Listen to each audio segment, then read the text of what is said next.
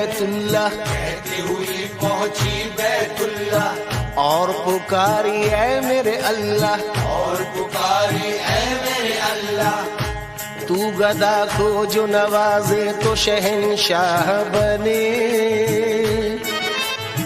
और यतीमों को जो चाहे तो पैगंबर कर दे ऐ मेरे अल्लाह।